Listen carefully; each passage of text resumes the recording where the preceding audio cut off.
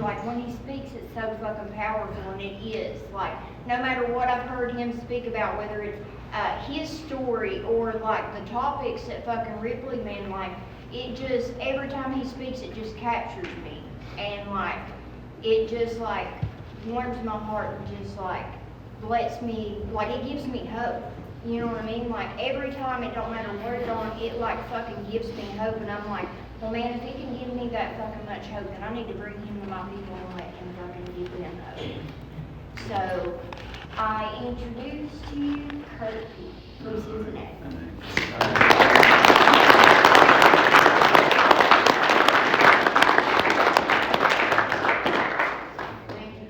Thanks, Carol. Thanks. I'm an actor named Kurt. And, wow. That was a lot. That's a high expectation, man. I'm gonna like drop right below it. So, and you know, like I like having a stalker. You know, I'm insecure enough that that's attractive to me. You know? So, I'm gonna have it. You know, I'm like, yeah, that's like interest, right? And then I was going to ask if I could drop the F-bomb or not, and then she just dropped 800 while she was talking about her dad. I was like, I guess you're allowed to say fuck here, right?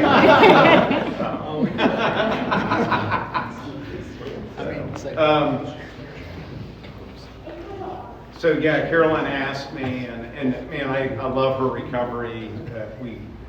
We see each other every 6 months at Ripley, and I just, anybody who is just in the middle of this thing, who's going after recovery, and recovery is the most important thing in their life, I'm all about it, and I find it really, really cool and attractive.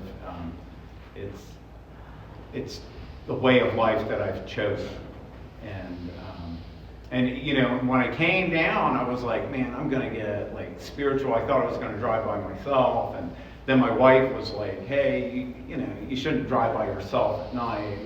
And I was like, I'm not that fucking old, you know. I mean, it's not like a senior citizen, you know. And so I reached out, and one of my best friends in recovery rode with me, and I was like, man, I'm gonna get all zenned out and shit, and I'm gonna show up, and I'm gonna be like really like spiritual, and so we just spent 3 hours driving, and he's talking about our area, like and like traditions, tradition violations, prudent reserve. You know, I mean, he's like sharing all this shit, and I'm like, I've almost lost my voice because I was screaming, man, you know, on the way here, and I was like, and we pulled up, and I said, I didn't get any zen at all, man. It was really weird. So I don't know what you're going to get from me tonight. I love recovery. I fucking love recovery. I don't just love Narcotics Anonymous because it saved my life. I love being an addict. I love having the disease of addiction. It's my absolute favorite thing about who I am. And if you're early in recovery, you might say, I'm getting up, the guy's a lunatic, you know. And I'm not saying I'm not a lunatic, okay? I'll make that clear. But I love having the disease of addiction. I love everything that it has done for my life. Everything beautiful about my life, everything extraordinary about my life, everything that people look at and say, you know, this is so unexplainable, I'm intrigued. It's all because I have the disease of addiction. And I sort of I feel like I hit the lottery getting the disease of addiction. And so it didn't start like that. I used for 29 years, and the last 10 years were horrible. I mean, they were just absolutely horrific. My wife served me divorce papers multiple times. We got separated for 2 years. My kids were taken out of my my watch, whatever you want to call it. I had supervised visitations from time to time during a period of my using. I lost jobs. I got fired from really good jobs. I got fired from really shitty jobs. I finally became unemployed and unemployable. I became completely and utterly hopeless, and I was on a suicide mission. And it was bad. It was so bad. And I never ever share without sharing about what I did to my kids, man. I took my kids. My kids were 2, 10, and 12 when I got clean. And I took my kids, the 2 older ones saw some really horrible things, and I put them in harm's way often. And, and one of the worst things I ever did to my kids is I took them on a dope run one time. And I took them down this burnout street, with all these abandoned houses. It was it's the worst street in Cincinnati, Ohio. And it was where I loved to cop dope because the cops wouldn't go down the street. It was like a great place to cop dope. And I took my then 3 and 5-year-old, my daughter was 3, my son was 5, and I took them down this street. And, it's dark, all the lights are burnt out, all the houses are abandoned, all the cars are abandoned. And I parked the car, and I went to go get out of the car, and my kids were like, "Where are you going, Daddy?" And I was like, "I'll be right back." And my son, who was 5, he said, "Daddy, don't leave us. We're afraid of the dark." And I got out of the car, and I walked 3 blocks to where I couldn't hear them. I could hear them for the first block screaming in terror. And then I went the second block, and I went to the third block, and I stood up in the corner, and I waited for about 30 to 40 minutes for the dope boy to show up like a soldier. Like a fucking soldier, man. And I sat and I waited for the dope. I got the dope, and I came back to the car. And when I got back to the car, my kids were in the back seat, and they were just soaked with snot and tears. And they were just going, they couldn't speak. And I drove home and I used. And I did shit like that to my kids often. And so, that was when they were 3 and 5. When those 2 kids were 10 and 12, that's when I got clean. And so, I put them through hell. And here's what I did so I found 10 years before I got clean, I found 12-step recovery. And when I found 12-step recovery, I would come to meetings, and I'd kind of hang out. And I would get to know you guys a little bit. I'd let you buy me some food, some coffee. You guys are really cool, thanks.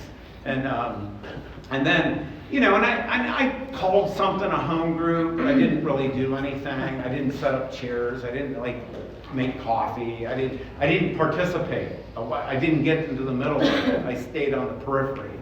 I stayed outside, man. Not outside the circle, outside the room, And so I didn't really participate in it. And I would hear these messages, and during that time, what I would do is I would give hope to my wife and my children. And I would get maybe 17 days clean, 30 days clean. One time I got 37 days clean. I went to 2 inpatient 30-day programs back to back because they didn't have 60 days and 90s like they do now. And I got 60 days inpatient, and then I had 113 days clean before I picked back up. And what I would do is I would give hope and belief to my wife and to my kids, and then I would fucking yank it right back out of their hands, and it would be worse than it ever was. And they became so fucking hopeless, man, with my condition. And her family became hopeless. My father-in-law one day was some shit went down, and he had to change the locks on the house, and he pulled me across the street, and he's like, I got this bag, and it's got a lock in it, I'm changing the locks. And then he's like, and if you ever come near my daughter again, I will fucking end you. Like, wow. Severe. Uncalled for. It was an overreaction. But man, I did that to the people that I love, that I claim to love. I did that over and over and over again. And so I kept using, and you know, and it wasn't, I spent some time in jail. I got my face cut open one time. They were like, you know, she took my last $40, and I gave her my last $40. She was supposed to come back, you know. And then the door opened, and someone reached in with a broken beer bottle, and they slit my face open. And I thought they hit my neck, and like blood was squirting on the inside of my car windshield. And it like freaked me out. And I remember telling myself, I'm not going to ever use again. This is fucked up, man. This has gotten out of control. And a week later, I'm standing on that corner acting like I own the corner. I'm like, I own this fucking corner, man! I spent $150,000 on this corner! So they stole my phone, you know? And then, like, I got stuck in abandoned buildings. I got shot at, and an hour and a half later, I came right back to the same building. And walked, like, all the way into the back of this building. It was as deep as this building to go get copped out. And I just kept doing stuff like that. And then finally, you know, I got clean in October of 2006, and so I've got 18 years clean. I got on October 20th of this year, I celebrated 18 years clean. And what happened 18 years ago is I ended up in a recovery house. It was the only place that would really let me in there. And I moved in there, and I started paying attention, and I was desperate enough that I started taking suggestions. And I started to eat, breathe, and shit Narcotics Anonymous. What I decided is when I got there, and at this point, like, I wasn't allowed to be around my kids. They were 2, 10, and 12. My wife was talking about divorce again. And something happened, man. Every time I went into these other places for years, is my primary thing was, as soon as I had about 10 days clean, I was like, man, I need the trust of my wife, and I need access to my kids, and I want my kids to believe me. Those are that's at the top of the list. And what happened this time is I was like, you know, I'm probably not the safest person for my kids to be around. My kids shouldn't believe me. My wife should not trust me.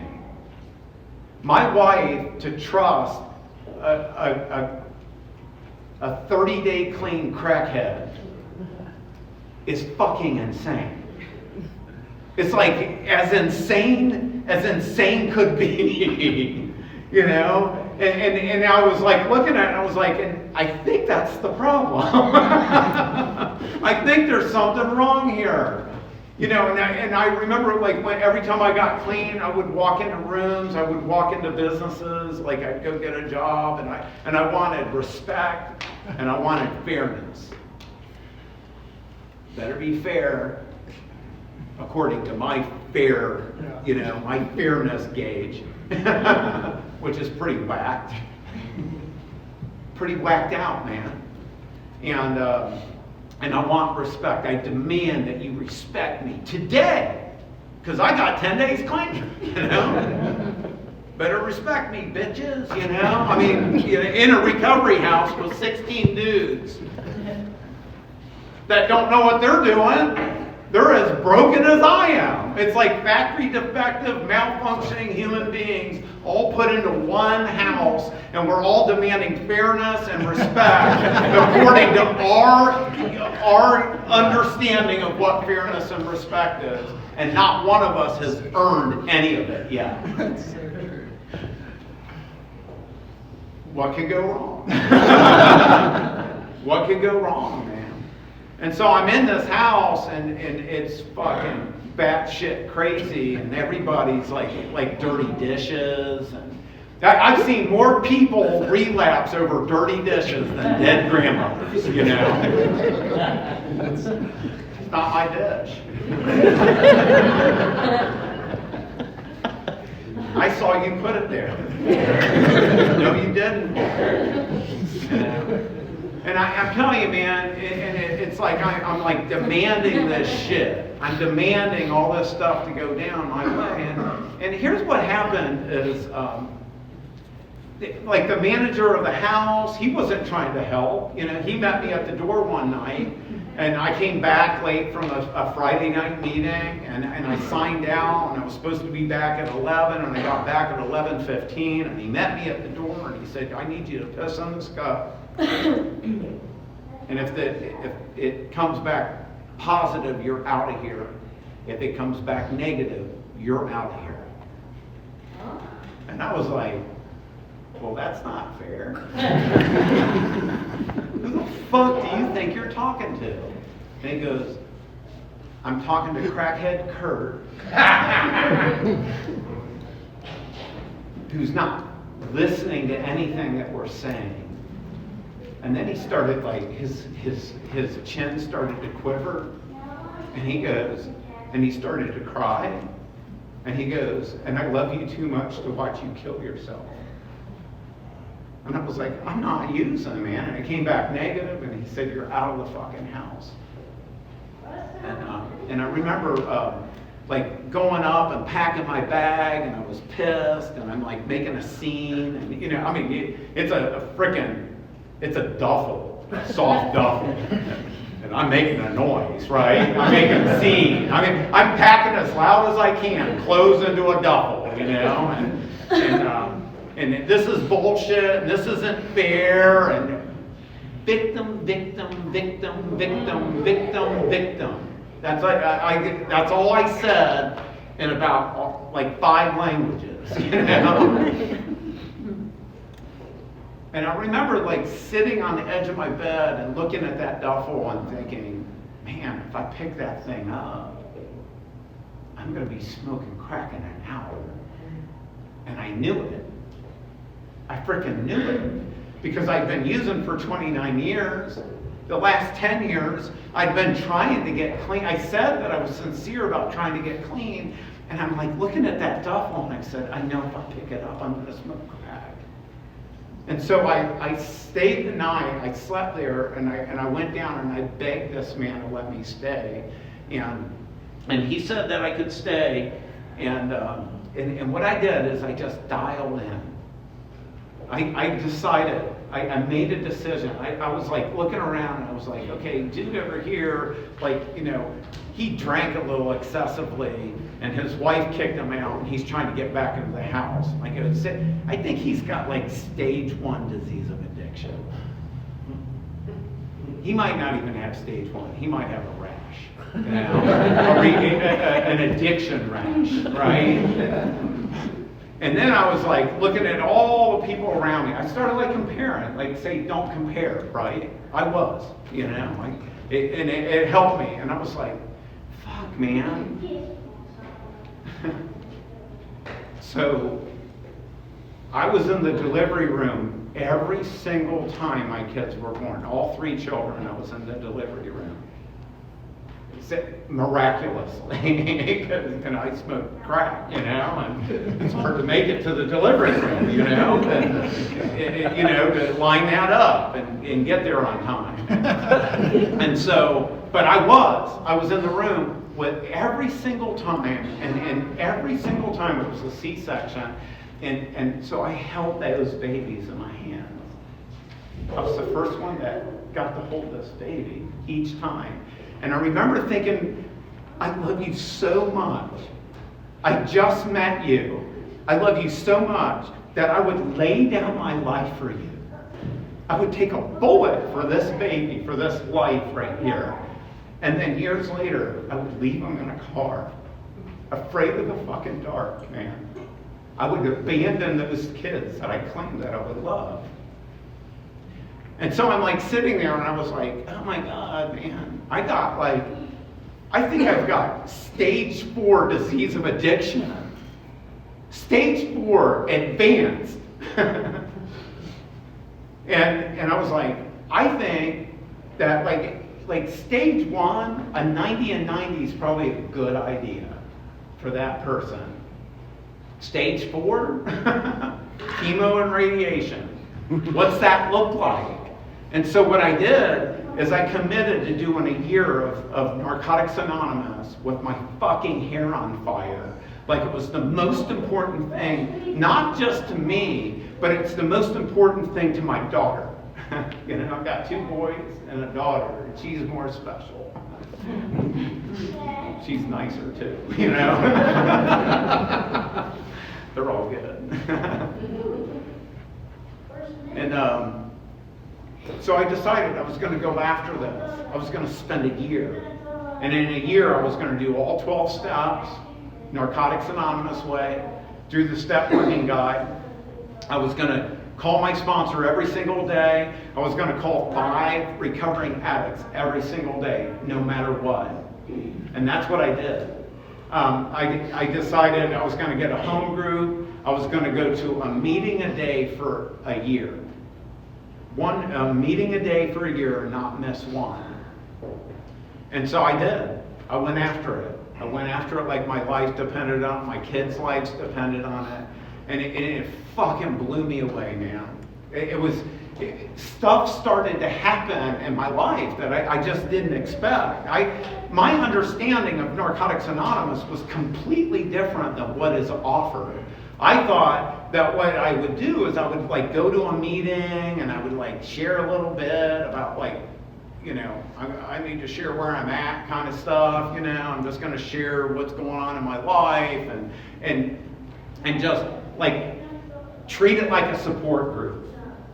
And I thought if I did that and then what I would do is I would abstain from smoking crack because that's all I needed, right? Just stop the crack, you know?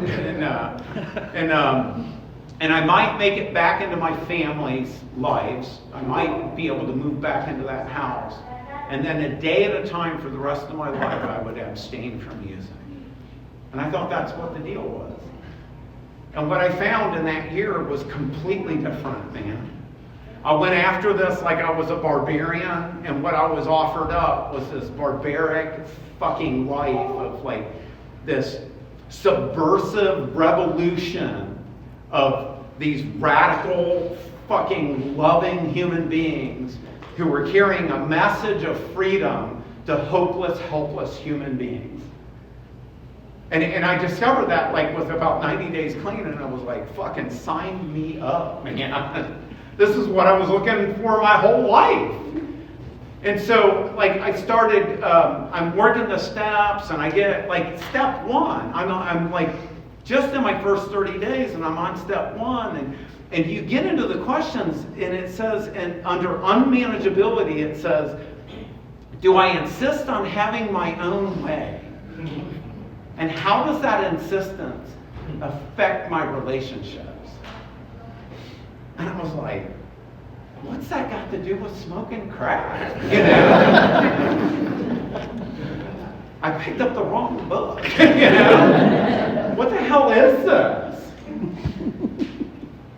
Do I take every challenge in life personally? And how does that affect my relationships?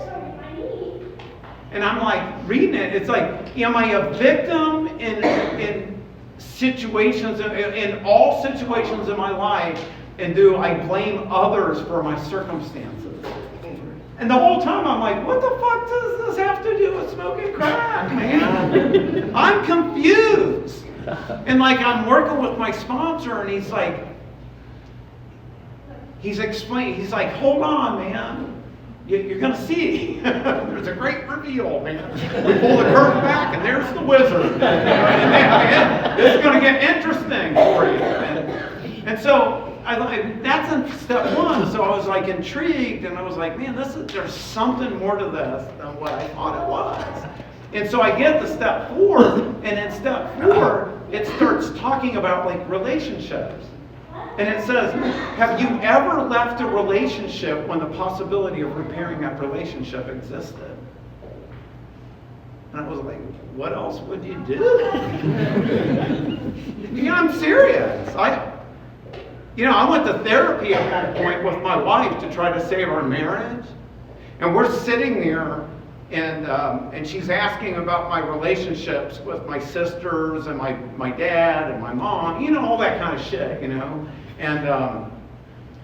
And I described how my dad had cut off not just my brother, but my sister, and my sister cut my mom off, and my mom cut off my oldest sister, and like all these things. And she goes, what do you mean cut off? And I said, well, they haven't talked in 20 years. And like I'm sitting there, and the therapist is crying.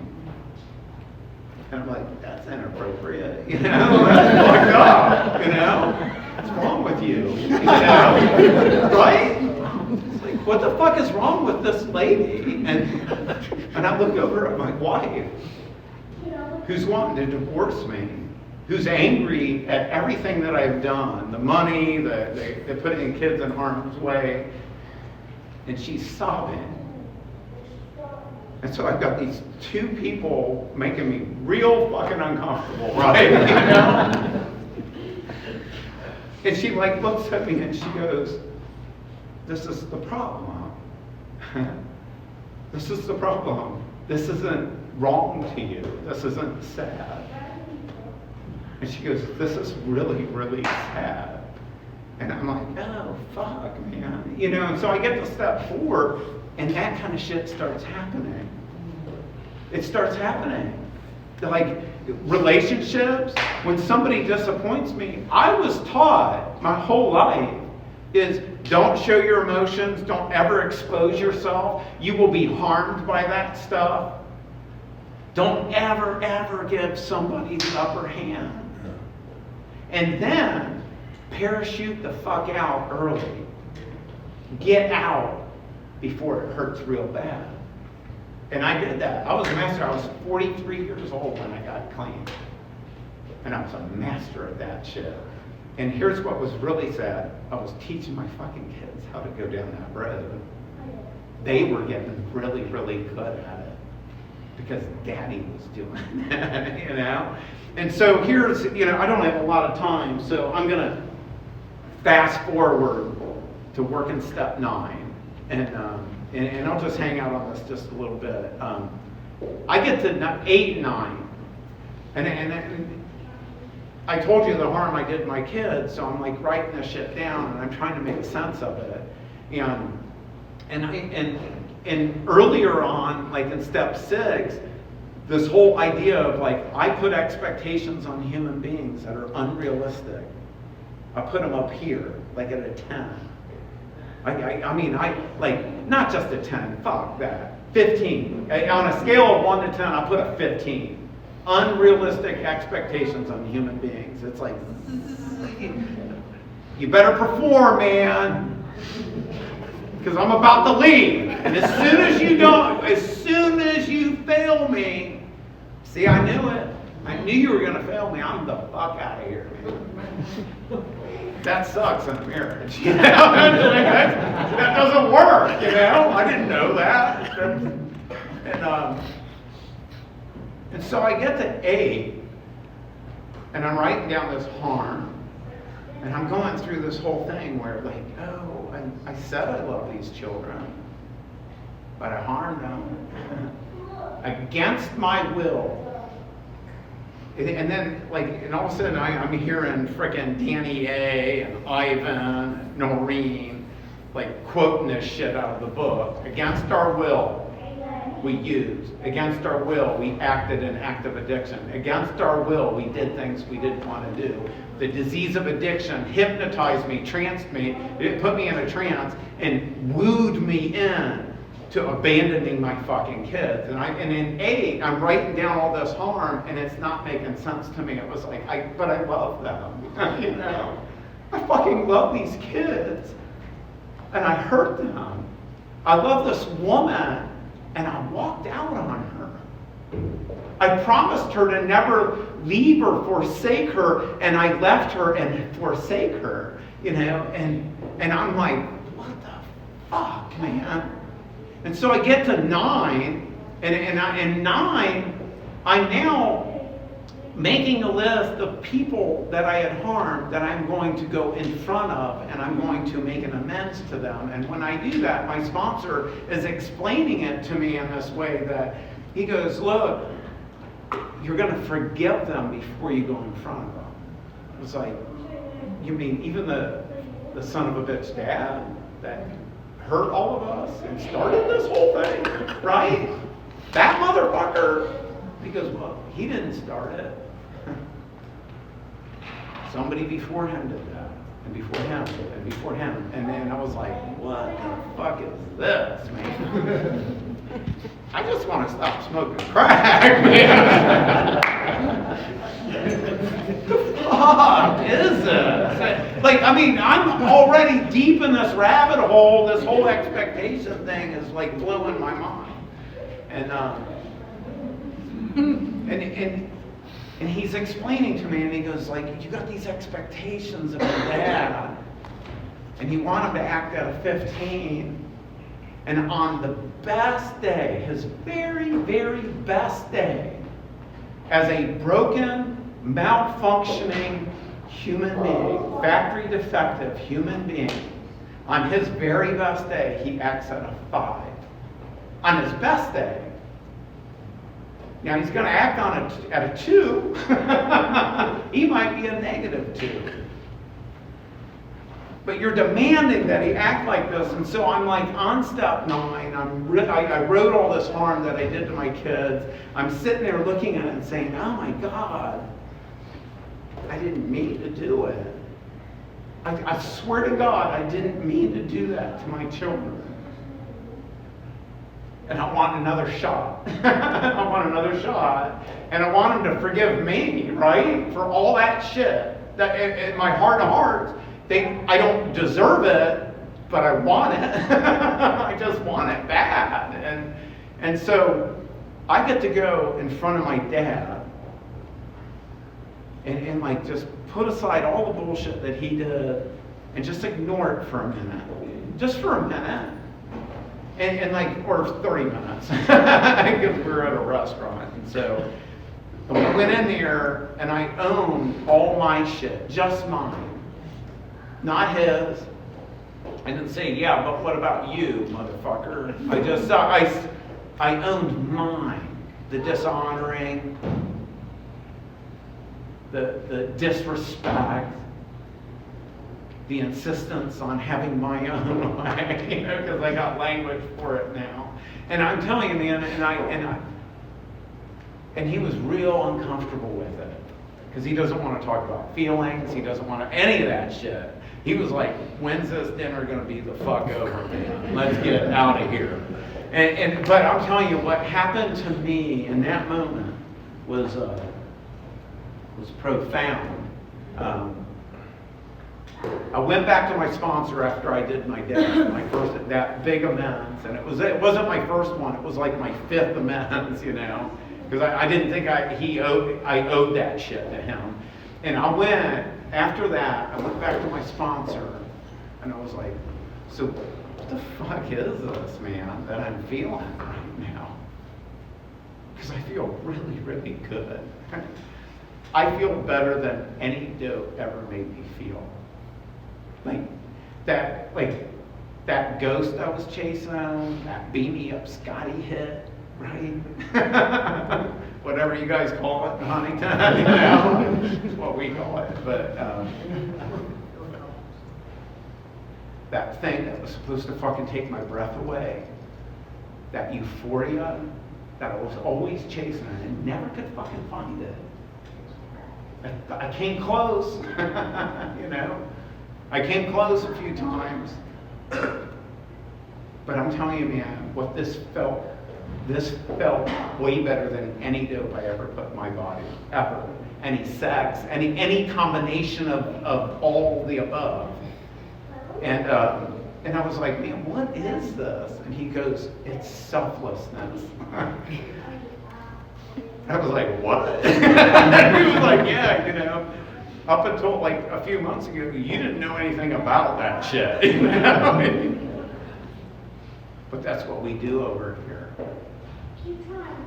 And so, I'm telling you, man, and that was just one of the amends, and I wish I had more to, man, my daughter, I got to walk her down the aisle in June of this year. At 28, so like my kids that were 2, 10, and 12 are now 21, 28, and 30. And here's what's cool. They should have sat in a room with a therapist who had the same reaction to me as my therapist had to me. And they shouldn't know how to forgive somebody. They shouldn't know how to do this whole expectation thing. When I did 9, my expectation dropped below the 5. It dropped below 2. And my sponsor explained to me that, like, dropping my expectation below where somebody can act is called compassion, love, encouragement. And I was like, oh, I wonder I didn't do that shit. You know? I didn't know how to do it. He said, man, when you got a 15 and they're acting at a 5, all this is resentment, bitterness, unforgiveness, depression. And so I was like, man, I think I just got the secret to life, man, handed to me. But I got to walk my daughter down the aisle. Oh man, I'm out of time. Yeah. And here's what's really cool, man. My daughter is like, she knows how to forgive a human being when they don't deserve it. My daughter knows how to find compassion for somebody. She knows, my daughter is walking empathy. And it's because she sat in rooms just like this. And she talked to Scott, and she talked to someone like Carolyn, she talked to Biker Mike, who's the grumpiest motherfucker on the planet. And he taught her compassion and empathy. So I think I'm out of time, so I'm going to end right there. So thank you. Yeah. All right.